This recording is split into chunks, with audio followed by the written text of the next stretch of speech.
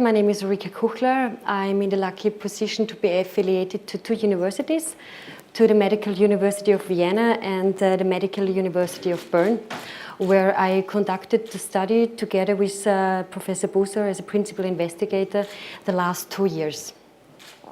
We focused in the recent study on sinus floor elevation and the loading protocol based on resonance frequency analysis.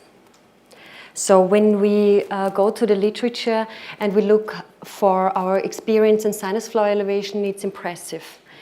Within the last 30 years, we learned a lot about sinus floor elevation, and this is a recent review in the Blows-Wand journal. They only included root-formed implants and studies having more than 10 patients reporting, and they report more than 16,000 implants in a grafted sinus. And they come to the conclusion, although we have different treatment modalities, it's a predictable treatment modality. So I focused on the simultaneous sinus floor elevation and did a search which of course is not complete, but just to give you an overview of which publications are we having the last years and how was the development in simultaneous sinus floor elevation in this time. The interesting for me is that when we look at the healing times, there we can see the tendency that we want to shorten, or the authors want to shorten the healing periods. And this at a very high level, so it has had no negative effect on the implant survival rates, as you can see on the right lower corner. So based on the experience in Bern and also the materials that changed the last years, Professor Buser came to the result we should start a study like reporting or looking for the loading protocols in simultaneous sinus floor elevation, because we want to shorten the healing periods. And therefore we asked the question, can we shorten the healing periods? And we based this on resonance frequency analysis. But when we plan a study, as Professor Wagner just said, we always have to think about the risk management. And I like this slide a lot because when you go skydiving, you can say it's very predictable these days because you have an instructor, you have a lot of experience. So skydiving, for example, is predictable because when you know your material. Yeah? And it's the same in sinus floor elevation or in the surgical procedures. You have to know your risks, you have to be trained, and you have to know how you can manage it when something goes wrong. So we always have to have the safety and the first line.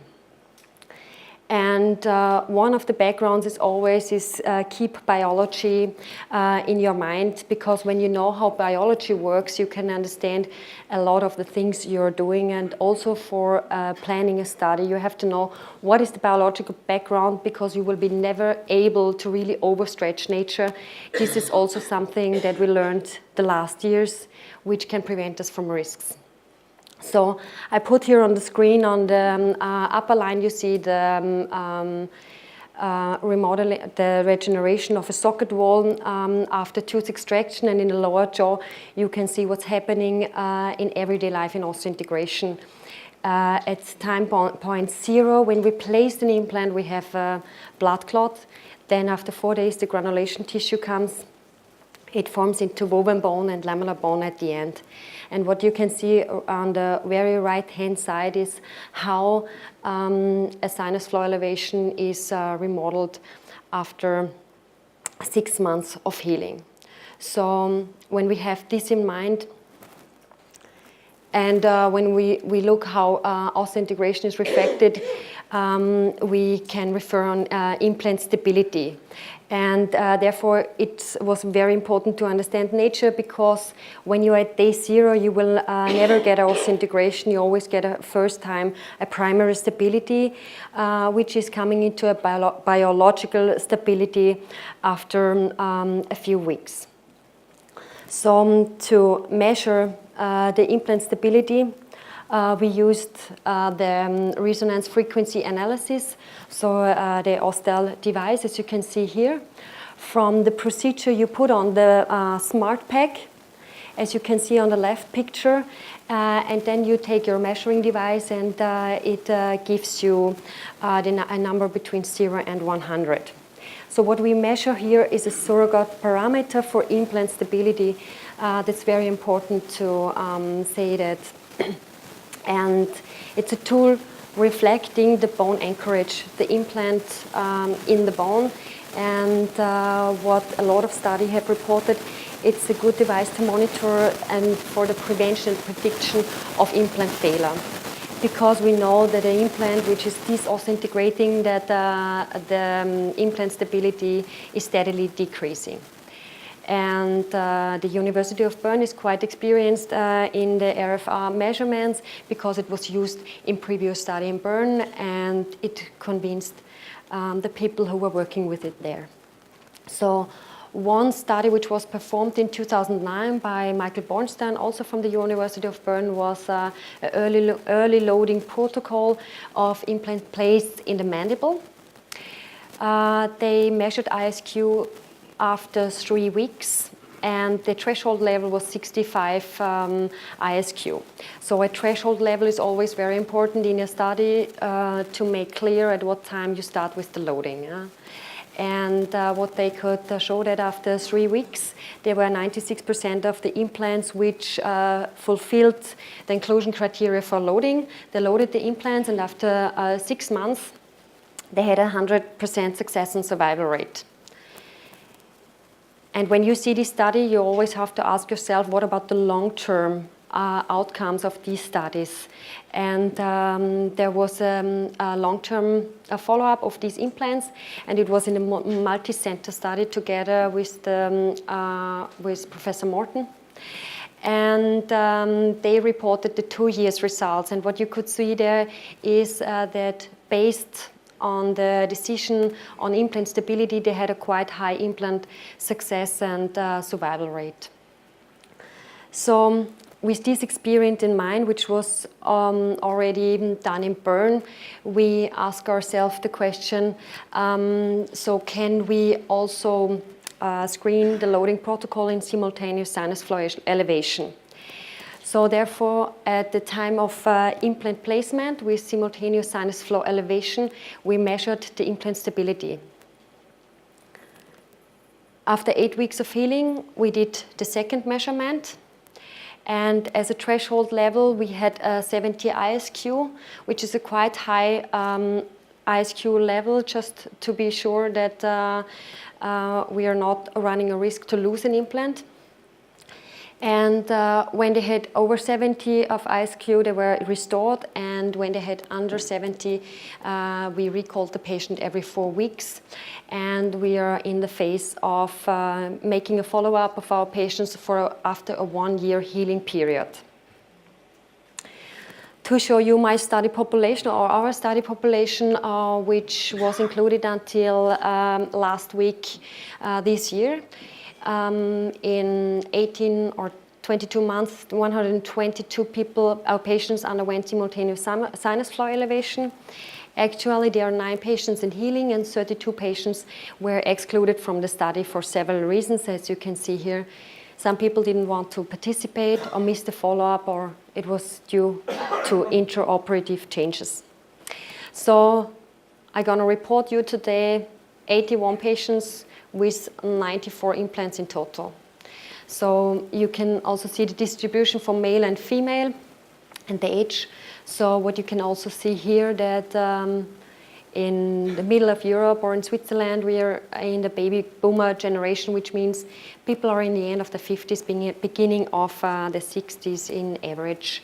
And the distribution of the teeth, which also might be from interest, is 70% molars and 30% premolars. To make it, to come to the results immediately is when we look at the ISQ levels, and you can see this here from a box plot. And you see on the left column, on the left box plot, the ISQ values at the time of implant placement, and then the follow-up after 8 weeks.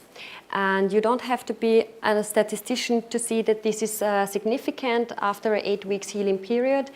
But again, I want to tell that the primary stability that we get is a mechanical stability, just to keep this in mind. And when we look at the results all in total, which might be confusing now for you, but I have the feeling it just gives a very good overview, like where are we on our levels in this study. They are all around 70 also at the beginning of our study. And again, I want to say that in the operation, when you do the operation procedure, you only get mechanical stability. Because sometimes it was misinterpreted when people said, okay, when you have 70 at the beginning, why don't you go into loading? So, of course, we did not want to do this. We checked our patients after 8 weeks. So we can say 80%, more than 80% of our patients showed ISQ levels over 70 after 8 weeks. So you might ask the question now, what happened to the implants which did not reach the 70 in this 8 weeks healing period? And I think this is a very interesting topic, because here on this slide you can see how the ISQ levels developed. You can see that most of the implants started from a very low level, and some of them needed 18 weeks healing period, and these were 2 patients, female patients, which were edentulous. And I think this is also a very interesting observation. And of course, we have further analyzed this data, what might influence this increasing of the implant stability. And when we look at all the increasing implants, you can also see that the lower the implant is from its primary stability, the more it gains. This was very obvious, and we have a mean gain of 8.4 ISQ levels. And for us it was quite surprising, because it showed how some implants which are very low can bring up the stability within these 8 weeks. When we look at the increasing implants, we also have to look at the decreasing implants, because it's always stated that decreasing implant is at a high risk to fail. And what we saw is that some of the implants which show very high ISQ values at the beginning, that they decrease, but they don't drop under 70. And you might say now, okay, you should have monitored these implants, maybe they lose more. No, we did not do this. We went under reconstruction, prosthodontic reconstruction of these implants, and up to now we haven't seen any failure. So this is also a very interesting observation in this study. So again, when you look at the decreasing levels, the implants are not as strong decreasing as they're increasing. So in our everyday life and practice, we always want to have like guidelines, and many people came up to me and asked me, when I take a thicker implant, does that influence the implant stability? And therefore, I did the statistical analysis, and I can tell you that the diameter of the implant at the time of implant placement and 8 weeks follow-up did not influence the implant stability. We had no statistical significance in these calculations, which is a little bit contradictory to what we know from the literature. But we will see. We are doing another 20 patients, and maybe something changes here in this outline. So when we discuss on the primary implant stability, I was looking for the status reporting on the primary implant stability and different implant types, number of patients. And when we look at our data, we can say we are quite in the range of what is reported in the maxilla for primary stability. I screened the literature to find other studies that I can compare with my study, and there I found the study by Markovic, which was published in 2011, and they did osteotome technique. And they measured the ISQ values at the time of implant placement, as you can see here on the left side in blue, and after 6 weeks. And I put this data together with my data in a table, and why you have the question mark here is because we don't have a steady line. We have not measured the ISQ levels after 6 weeks, and it would be unfair to compare this data with each other. So, but what you can see here is that they also see an increase of the implant stability, and they went into loading after 6 weeks, which is quite astonishing. And the 2 years results show that they had an implant survival rate of 100%, which is also very remarkable. So when I put all our things together that we learned in the study is that up to now we show that 80% of the implants show quite high ISQ values after simultaneous sinus floor elevation after 8 weeks. Up to now, we have no implant loss in the observation period. All patients who had the ISQ over 70 underwent loading. Up to now, we do not report any troubles. Of course, we have to look at the data in a long-term level to be sure that this might be a possibility in the future. And we think that monitoring implant stability is an effective tool because with this device we could figure out patients which need additional healing period just to feel us comfortable when we go into loading of these implants. So I want to thank you for your attention, and whenever you have a question or you want to contact me or you want to know something, please don't hesitate to send me an email, and I'm happy to answer this. Thank you very much.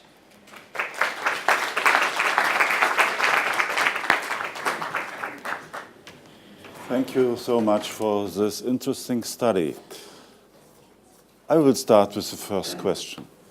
You have only 2-stage implants. This means you have sufficient residual bone to get primary stability of your implants. Is all the things you measured depending on the sinus floor or only on the residual bone? Is there any correlation of the amount of residual bone and ISQ value? Thank you for this question. It's obvious to ask this question, and thank you very much. To be precise, I want to do the calculations in a 1-year follow-up because I have a DVD 1 year after the sinus floor elevation, and I have a native DVD before sinus floor elevation. And depending on the implant position, depends the bone height, and I want to be very precise in these calculations. That's why I don't have the data up to now. I have another question. The sinus floor augmentation was done, as I see on the, you give no information about this, as I see on the slides by BioOS or something, alloplastic material. Yeah. Do you believe that after 8 weeks of healing, the bone regeneration of the sinus floor influence implant stability in a sufficient amount, or is it only the reaction of the residual bone which are measured? I think that after these 8 weeks of healing, we're sure not in a whole regeneration process of the augmented sinus. So this is ongoing after 8 weeks, that's for sure. And that's why I showed this study with human samples in the histology, where you can see lamellar and woven bone after 6 months. So after 8 weeks, this process is still going on. And I think it's more the residual bone that gives the stability, but only histological samples would answer this question. When we now focus on the clinical influence of the ISQ measurement, you have no failure. I'm happy about this. But in my clinic sometimes happen some failures, even in sinus floor augmentation. Then I asked for the influence on your really daily protocol. As I catch from your lecture, you have 2 groups. The group which starts very low, with ISQ about 40 or something like this, and you wait until it is increased to 70. That's one group. And the other group is where you had a high primary stability, and for whatever reason, the decrease of stability is very high-speeded, and you go under 70. Are these the two groups where you get information? For all others, you have ISQ above 17, and you load it after 8 weeks. Okay. Yeah, I showed the increasing and the decreasing implant stability because it was quite interesting how steep they go. And we also have a lot of implants which stay in the same range, around 70, which have 70 at implant placement and go up to 72, but there's not a big change. So, I mean, we don't have clearly these two groups with decreasing and increasing. There are also a lot of implants which stay like stable over the 8 weeks period.